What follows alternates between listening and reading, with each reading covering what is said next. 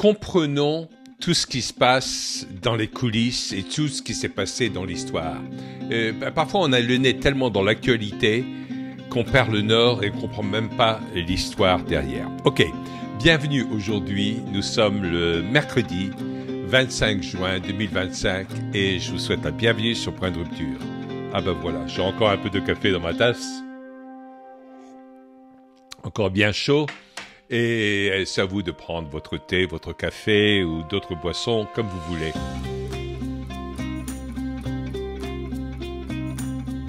Aujourd'hui, je veux quitter un peu l'actualité, même si l'actualité est très présente, omniprésente. Je vais revenir dessus demain. Mais je pense que parfois, on a le nez collé à l'actualité de telle façon qu'on perd le nord parce que on oublie des tas de choses qui sont passées auparavant dans les pays concernés. Et donc, je veux prendre un peu de temps pour vous parler des antécédents, de l'histoire un peu des différents pays concernés. Tout d'abord, l'Iran. L'Iran, il faut comprendre l'Iran et la fierté qu'ont les Iraniens d'être Iraniens. Je sais que dans la plupart des pays, il y a une certaine fierté, on parle de tout ça, mais il y a eu un tel mépris de l'Iran dans l'Occident, où on a dépeint les Iraniens comme des gens qui suivaient les ayatollahs, comme des gens qui étaient absurdes, et on a associé. Et ça, c'est la force de Hollywood, parce que je me souviens de films qui sortaient dans les années 80, juste après la prise de pouvoir en 79 des ayatollahs, quand l'ayatollah Khomeini était venu de Neauphle-le-Château en banlieue française, je crois, en banlieue parisienne, du côté dans les Yvelines, pas très loin de Rambouillet, et il est allé directement de là en Iran pour prendre le pouvoir de la main du Shah. Et après, il y a eu une telle intox sur les Iraniens qu'on avait associé la notion d'Iraniens et de terroristes. C'était avant même qu'on parle comme ça de tous les pays arabes, pendant un certain temps, avant l'avenue de Daesh, avant Al-Qaïda, avant tout ça, etc., et même avant l'Afghanistan, parce que il ne faut pas oublier que quelque part, j'ai besoin de vous rappeler ça, et c'est avec une grande honte que je dois l'admettre en tant qu'Américain que l'Amérique était à la base du financement des Moudjahidines en Afghanistan contre l'Union soviétique de l'époque, dans les années 80. Et donc c'est l'Amérique qui a financé les Moudjahidines, qui ensuite se sont transformés en aile assez radicale de l'islam, et donc contre les États-Unis. Mais c'est également Daesh est une création pendant la présidence d'Obama. Hein. C'est Daesh une création des Américains. Ça, il faut le comprendre. Et c'est pour ça que pour Trump, dans son premier mandat, il n'a pas eu de mal à écarter Daesh comme une très grande force, parce qu'il a tout simplement arrêté de financer Daesh. Daesh, on n'appelait pas ça Daesh en anglais, on appelait ça ISIS. Mais c'est une création d'Obama, où lui-même il appelait ISIL, qui était son nom d'origine. Et donc, souvent, les Américains sont ceux qui créent leurs propres ennemis quelque part. Et Hollywood a toujours participé à ça. Et les films d'Hollywood ont toujours été très importants dans le conditionnement, le préconditionnement de la population américaine dans un sens ou dans l'autre. Je ne sais pas, ceux d'entre vous qui avaient vu le deuxième film Top Gun de Tom Cruise, je ne parle pas de celui des années 80, qui était un film très glorieux, etc. Mais le dernier également, hein. C'était pas un film woke ni quoi que ce soit, mais c'était glorieux, à la gloire de la puissance militaire américaine, etc. Bon, c'était Tom Cruise, hein. Et la mission, aussi bizarre qu'elle puisse paraître, c'était la mission d'un avion qu'il fallait qu'il rentre par une fenêtre très étroite pour faire une intervention militaire extrêmement précise, etc. Ça ressemblait comme deux gouttes d'eau à la mission que Trump avait ordonnée avec les B-2 pour aller bombarder les centres, soi-disant les centres nucléaires iraniens. Et c'est très curieux, comme quoi je trouve souvent dans les films américains de Hollywood des précurseurs de choses qui vont se passer. Alors bien sûr, on peut revenir en ce qui concerne l'Amérique et dire que il y avait un préconditionnement et que le cinéma américain a été complètement envahi par la CIA dès la fin des années 50 et qu'il y avait énormément de films qui abondaient complètement dans ce sens-là. Ben, on le sait par rapport à tout ce qui se faisait autour de la guerre froide, de l'URSS, etc. Il y a eu des films qui étaient des exceptions à certains moments. Des films comme The Ugly American avec Marlon Brando et qui s'appelait The Ugly American, ça voulait dire l'américain laid. Et ça montrait la prise de position de certains diplomates américains qui étaient complètement à l'encontre de la réalité sur le tas. Et je crois que ce film-là date d'environ 1961. Je me trompe peut-être de quelques années, mais c'était un film qui, en fin de compte, dénonçait l'attitude américaine envers le Vietnam au moment où elle commençait à exister. Donc, quelque part, dans certains films, ça dévoilait une certaine réalité. Mais on sait que beaucoup de metteurs en scène américains ont été embauchés directement et indirectement pour faire la propagande de l'Amérique, y compris pendant la Deuxième Guerre mondiale. Tous les films qui sont sortis anti-Japon, anti-Allemagne, etc., ben, c'était notoire. Vous allez me dire, en France également. Mais en France, c'était surtout des films qui sont sortis sur le fait de soutenir la résistance et tout cela. Mais en France, je crois que c'était plus fait après la guerre. Presque comme si c'était des films qui relataient l'histoire et qui revenaient à une période historique pour parler de tout ça de cette façon-là. Mais en Amérique, le cinéma a toujours été extrêmement important et puissant dans ce fait, et il avait préparé des tas de choses et une attitude contre l'Iran d'une façon notoire.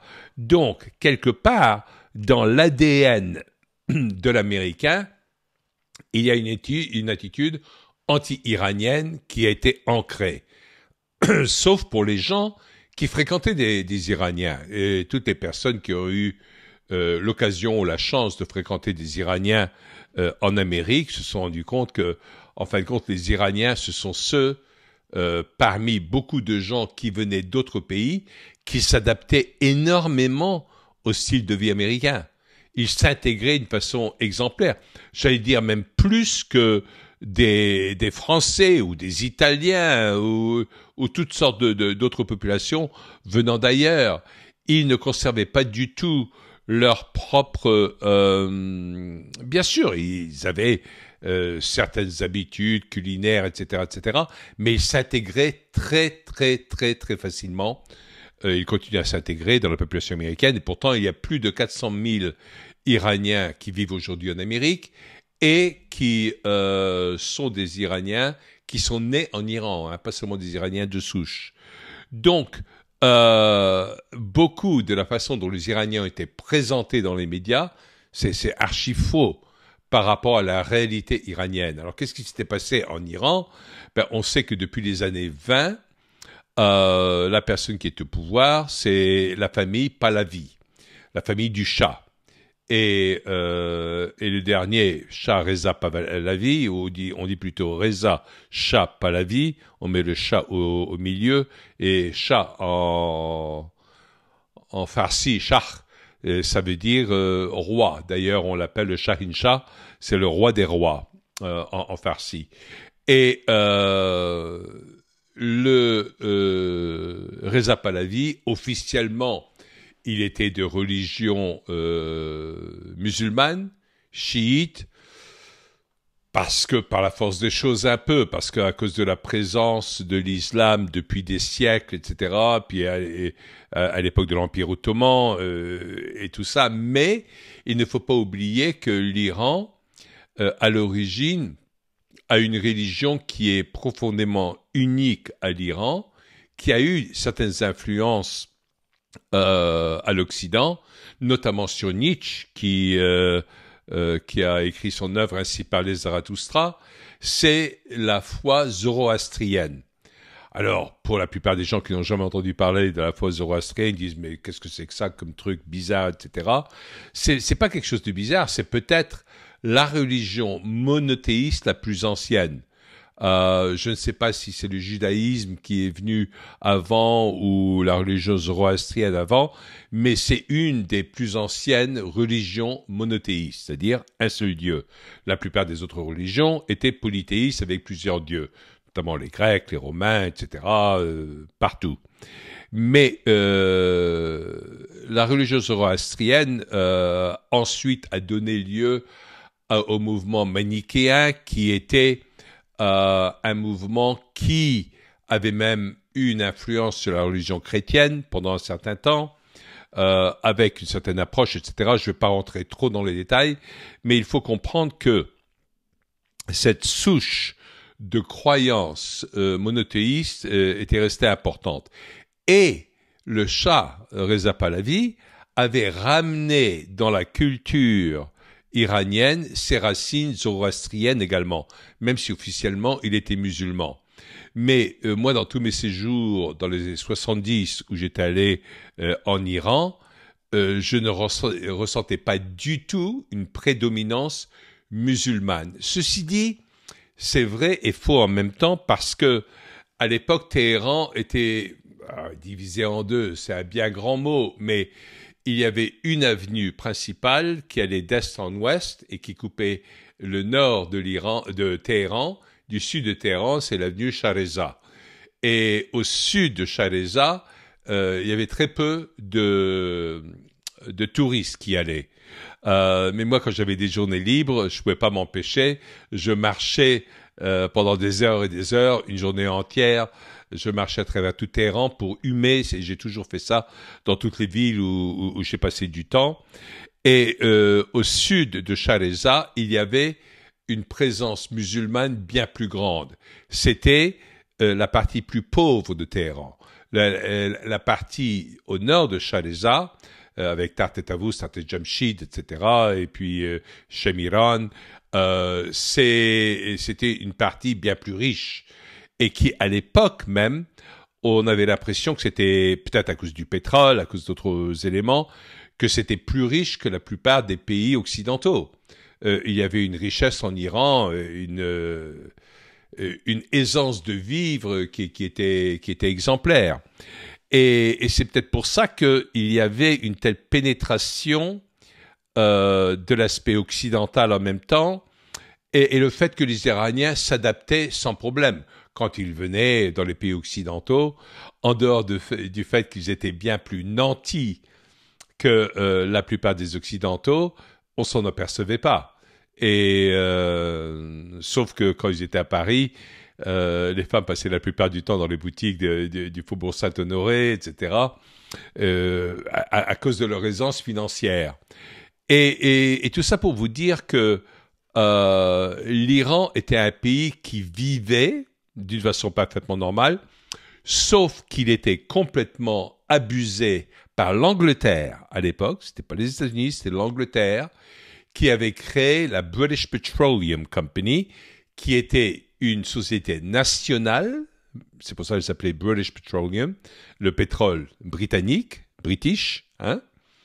Et c'est seulement plus tard que c'est devenu une société privée. Mais les Anglais, il n'y a pas d'autre mot, ils pillaient tout le pétrole de l'Iran. Et ils ne laissaient même pas un sou là-dessus.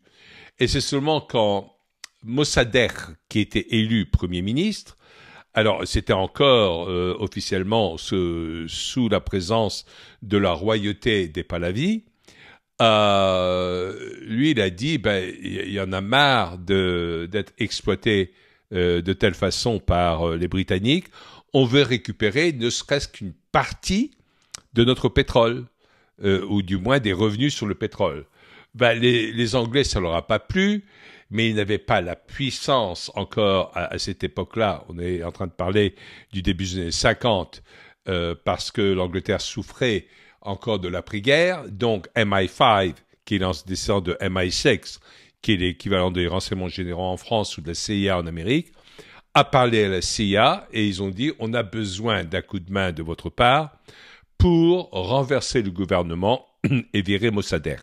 Donc, Mossadegh, à l'Ouest, a été présenté comme un communiste. C'était très facile à l'époque pour l'Amérique de dépeindre n'importe quel ennemi en tant que communiste parce qu'on était en pleine croissance de la guerre froide et donc si on teintait quelqu'un de communiste, il était automatiquement mauvais. C'est ce que les Américains avaient fait en renversant des élections en Italie. La plupart des gens n'en sont même pas conscients parce qu'ils ne voulaient surtout pas qu'il y ait certains pays qui soient un peu proches de l'Union soviétique. Déjà, les Américains étaient en colère d'avoir raté les élections de 1947 en Tchécoslovaquie, parce que la Tchécoslovaquie a élu un gouvernement socialo-communiste en 1947. Élections libres. Mais ils les ont élus en cette période-là, etc. De nouveau, je ne suis pas favorable au communisme, je n'ai jamais été, mais il faut regarder les faits historiques tels qu'ils sont. La Tchécoslovaquie avait élu un gouvernement social-communiste en 1947. Et donc, elle avait rejoint tout le parapluie soviétique des pays de l'Est par sa propre volonté. C'est eux qui avaient choisi, etc. Tito avait fait un peu la même chose avec la Yougoslavie, qui était unifiée à l'époque, mais lui, il ne se soumettait pas autant au parapluie soviétique. Il ne voulait pas être pro-soviétique, il voulait garder son indépendance. C'était un peu la nature de beaucoup des pays dans les Balkans, et c'est pour ça qu'ils en ont souffert. D'ailleurs, vers la fin des années 90, en 98, 99, quand l'OTAN et l'Amérique sont trouvés en train de bombarder Belgrade, en Serbie, etc., et éclater la Yougoslavie en plusieurs pays. C'est ce qu'on appelle la balkanisation. Et ça, c'était ce que la CIA, elle a dévoilé. Elle voulait le faire absolument partout. Et, quelque part, pour revenir à l'Iran, quelque part, c'est ce qu'il voulait faire avec l'Iran également. Mais, avant même la balkanisation, il voulait seulement contrôler l'Iran d'une certaine façon. Donc, ils ont renversé le gouvernement de Mossadegh et ils ont mis à la place Reza Shah Pahlavi, qui a gouverné jusqu'en 79, quand les ayatollahs ont pris le pouvoir en Iran et ils ont conservé le pouvoir depuis toute cette période-là. Ça ne veut pas dire que tout le peuple iranien soutient les ayatollahs. Il ne soutient pas nécessairement une ligne très dure, très islamiste, très chiite, etc. Le peuple iranien, d'une façon générale, du moins dans ma perception, est bien plus ouvert à des tas d'influences occidentales, mais en même temps, il veut conserver cette fierté qu'il a de tous ses antécédents nationaux.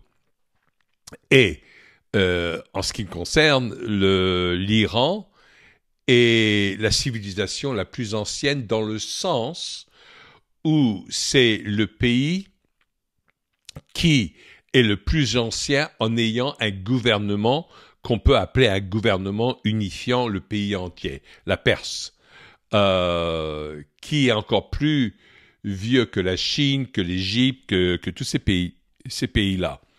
Donc, pour les Iraniens, il y a une conscience de leur culture qui est extrêmement importante et que souvent, à l'Ouest, on ne comprend pas de la même façon. De l'autre côté, on connaît tous un peu plus Israël, même si on le connaît mal parce que ça a été assez caché. L'Israël est un pays relativement récent, mais c'est un pays.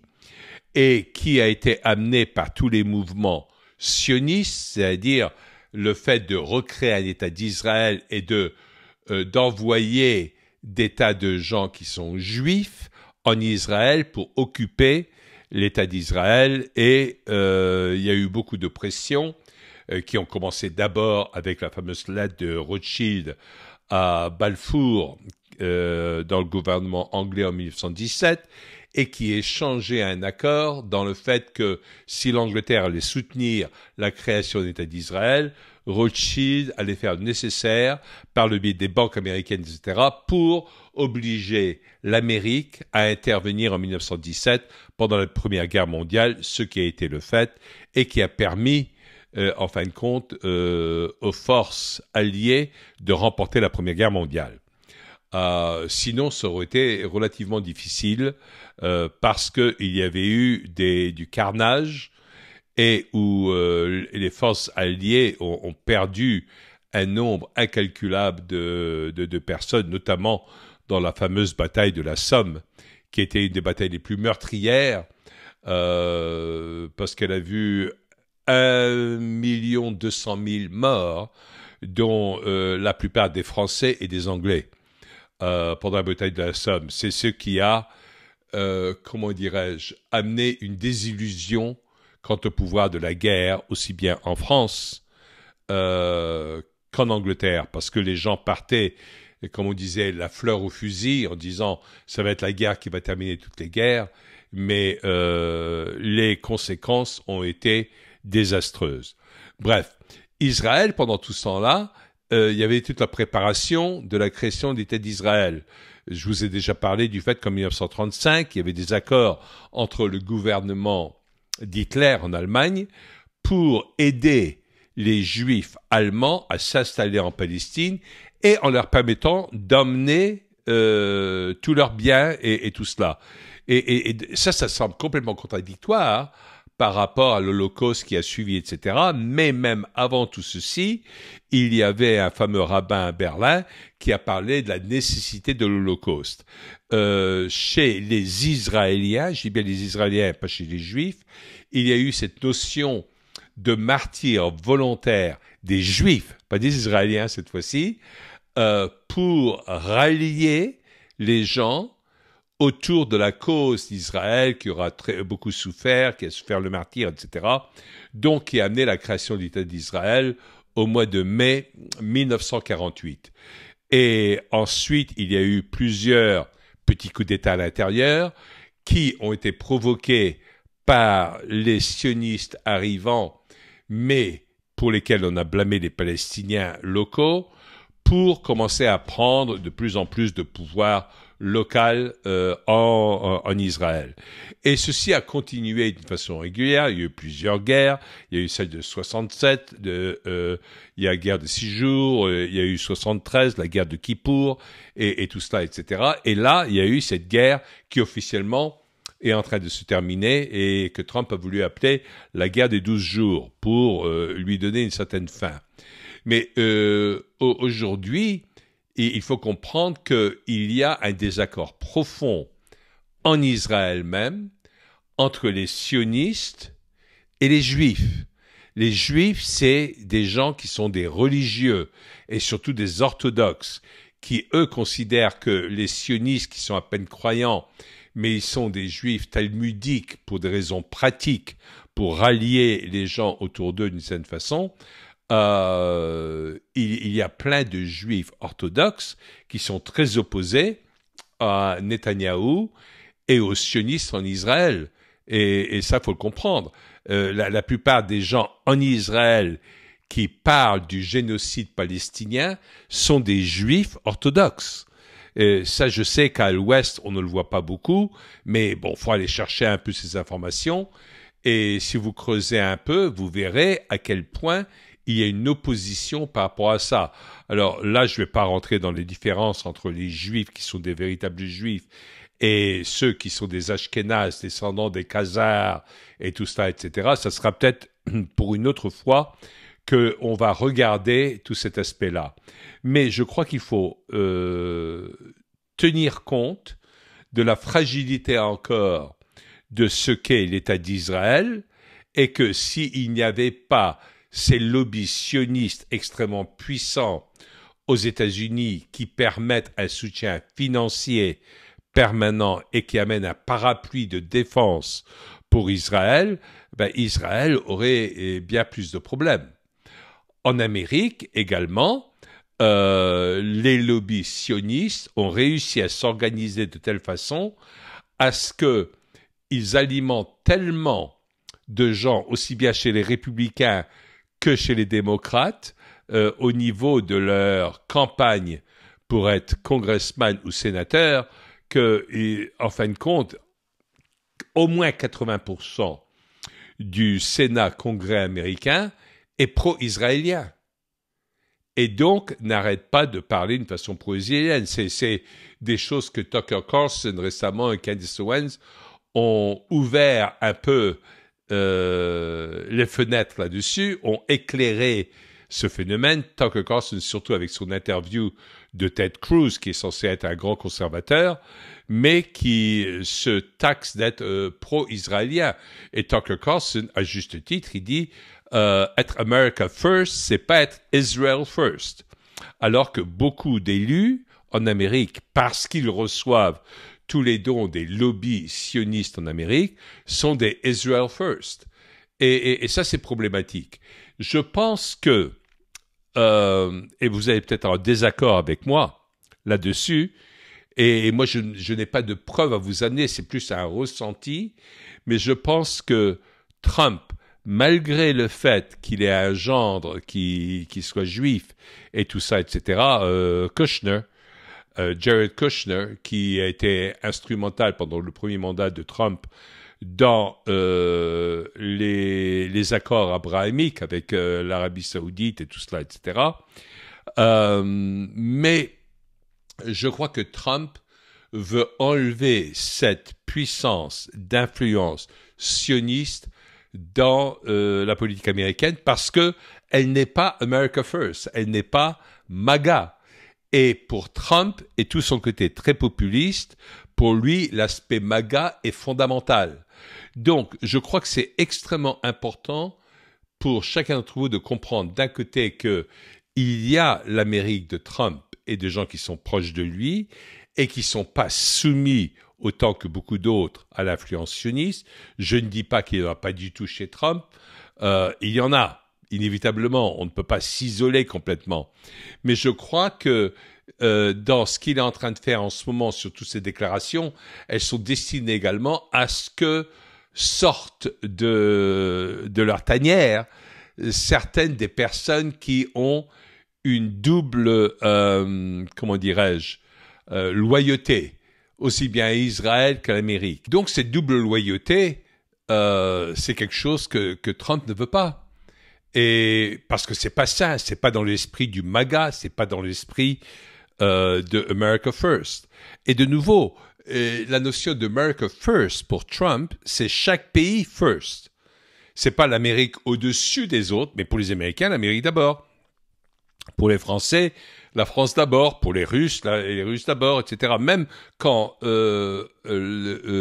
Trump est critique de la politique avec la Chine, il ne blâme pas la Chine. S'il était à la place de la Chine, il aurait fait la même chose. Il blâme l'incompétence qu'il y avait en Amérique dans le fait de se protéger contre ces choses-là.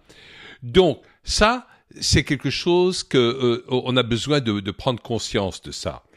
Le programme MAGA est pour renforcer la force de tous les pays partout. Il faut que ça soit gagnant-gagnant sur le plan économique partout. Et si ça se passe de cette façon-là, ça changera tout à travers le monde. Et c'est pour ça que j'ai voulu vous parler un peu du background, des origines un peu de l'Iran, des origines d'Israël, de la perception de l'Amérique, de ces pays-là. Mais ça sera vrai également pour la Chine, pour la Russie. Si jamais l'Iran fermait le détroit d'Ormuz, c'est 20% du pétrole qui serait fermé pour le reste du monde, mais 40% du pétrole pour la Chine, ce qui obligerait la Chine d'acheter encore davantage de pétrole à la Russie Et donc, ça rendrait la Chine trop dépendante de la Russie, mais trop dominante par rapport à l'économie russe. Et pour les Russes, ils seraient trop dominants par rapport à l'économie chinoise, mais trop dépendants de l'économie chinoise. Vous voyez? Donc, il faut qu'il y ait des équilibres qui se créent un peu partout dans le monde, où ça va être gagnant, gagnant, gagnant. Et c'est ça qui va faire perdurer la paix. Bien plus que n'importe quelle autre chose. Est-ce qu'il y aura des hicks? Il y a toujours des hicks parce qu'il y a toujours des gens qui veulent la guerre, parce qu'ils veulent s'enrichir rapidement et d'une façon illicite aux dépens des peuples à travers le monde. Mais je crois que comprendre les intérêts économiques dans les différents pays et en comprenant l'historique de tous les pays, les cultures, les traditions, les valeurs, c'est là vers quoi l'avenir doit tendre pour qu'il y ait une paix réelle. C'est pour ça que même les pays européens ont besoin de se réveiller.